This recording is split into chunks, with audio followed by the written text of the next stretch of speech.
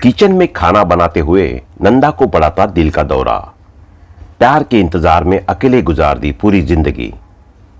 बॉलीवुड में अगर talented actress का नाम लिया जाए तो इस लिस्ट में नंदा का नाम जरूर शामिल होगा। नंदा उन एक्ट्रेसेस में से थी जिन्होंने अपने अभिनय से लोगों के दिलों पर राज किया। उनका पूरा नाम नंदा कर्नाटकी था। उन्होंने लगभग 30 वर्षों तक फिल्म इंडस्ट्री में काम किया। चाइल्ड एक्ट्रेस से लीड एक्टर तक का सफर नंदा ने बहुत कम उम्र में ही अपने एक्टिंग करियर की शुरुआत कर दी थी। फिल्मों में पहले वह छोटी बहन का किरदार निभाया करती थी, लेकिन बाद में उन्होंने एक लीड एक्ट्रेस के तौर पर खुद को फिल्म इंडस्ट्री में स्थापित किया। बता दें कि लीड एक्ट्रेस के रूप में उनकी पहली फिल्म हम दोनों थी। इस फिल्म में उनके अपोजिट शशि कपूर थे। फिल्म सफल रही और उनका करियर चल पड़ा।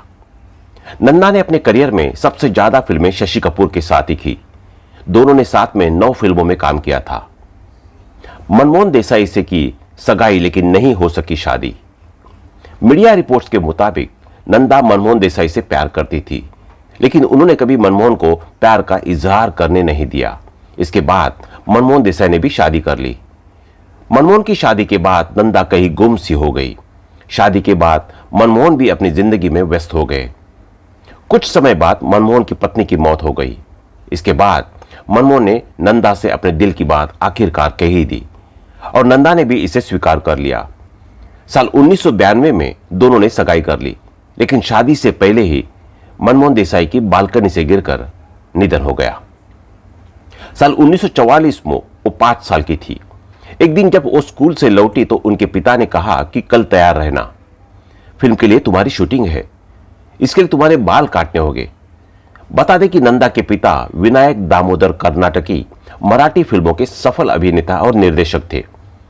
बाल काटने की बात सुनकर नंदा नाराज हो गई। उन्होंने कहा मुझे कोई शूटिंग बीटिंग नहीं करनी। बड़ी मुश्किल से मां के समझाने पर वो शूटिंग पर जाने को राजी हुई। वहां उनके बाल लड़कों की तरह छोटे छोटे काट दिए गए। इस फिल्म का नाम था मंदिर। इसके निर्देशक नंदा के पिता दामोदर ही थे। फिल्म पूरी होती इससे पहले ही नंदा के पिता का निधन हो गया। घर की आर्थिक हालत बिगाड़ने के चलते नंदा के छोटे कंधों पर जिम्मेदारी का बोझ आ गया। मजबूर में उन्होंने फिल्म में अभिनय करने का फैसला लिया। चेहरे की सादगी और मासूमियत को उन्होंने अपने अभिनय की ताकत बनाई। वो रेडियो और स्टेज पर भी काम करने लगी। नंदे कंधों पर परिवार की जिम्मेदारी उठाए हुए नंदा महज 10 साल की उम्र में ही हीरोइन बन गई, लेकिन हिंदी सिनेमा की नहीं बल्कि मराठी सिनेमा की। दिनकर पाटिल की निर्देशित फिल्म कुल देवता के लिए नंदा को पूर्व प्रधानमंत्री जवाहरलाल नेहरू ने विशेष पुरस्कार से नवाजा था। नंदा ने कुल 8 गुजराती फिल्मों में काम किया।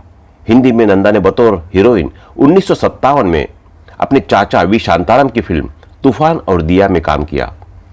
1959 में नंदा ने फिल्म छोटी बहन में राजेंद्र कुमार की अंधी बहन का किरदार निभाया था। उनका अभिनय दर्शकों को बहुत पसंद आया। उस दौरान लोगों ने नंदा को सैकड़ों राखियां भेजी थी। इसी साल राजेंद्र कुमार के साथ उनकी फिल्म धूल का फूल सुपरहिट रही। इस फिल्म ने नंदा को बुलंदियों पर पहुंचा दिया। बहन के रोल उनका पीछा नहीं छोड़ रहे थे।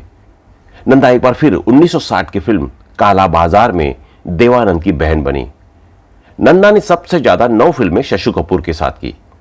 उन्होंने उनके साथ 1961 में 4 दीवारी, 1962 में मेहंदी लगी मेरे हाथ जैसे फिल्म की, लेकिन शशि कपूर के साथ सुपरहिट फिल्म रही जब जब फूल खिले। कई हिट फिल्म देने के बावजूद नंदा की अभिनय प्रतिभा का सही इस्तेमाल कम ही किया गया। शायद उनके अभिनय का पारखी निर्देशक उनकी किस्मत में नहीं था। नाजुक, छुई मुई और प्यारी सी लड़की की छवि को तोड़ने के लिए नंदा छटपटा रही थी।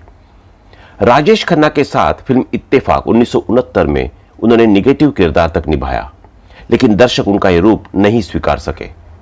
तभी उन्हें फिल्म नया नशा 1973 ऑफर हुई।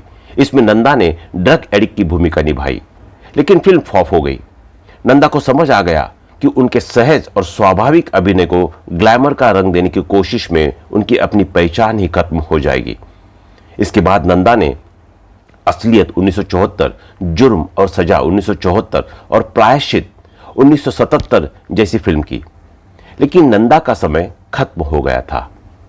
किचन में खाना बनाते समय पड़ा था दिल का दौरा।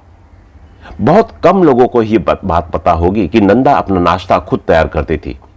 हर रोज की तरह 25 मार्च 2014 के दिन भी वो अपना ब्रेकफास्ट तैयार कर रही थी। इसी दौरान उन्हें दिल का दौरा पड़ गया। घर में अकेली होने की वजह से उन्हें वक्त पर इलाज नहीं मिल सका और 75 साल की उम्र में उनका निधन हो गया। तो दोस्तों, अभी के लिए बस इतना ही। मिलते हैं अगले वीडियो में। तब तक आप अपना ध्यान रखिए। Bye bye.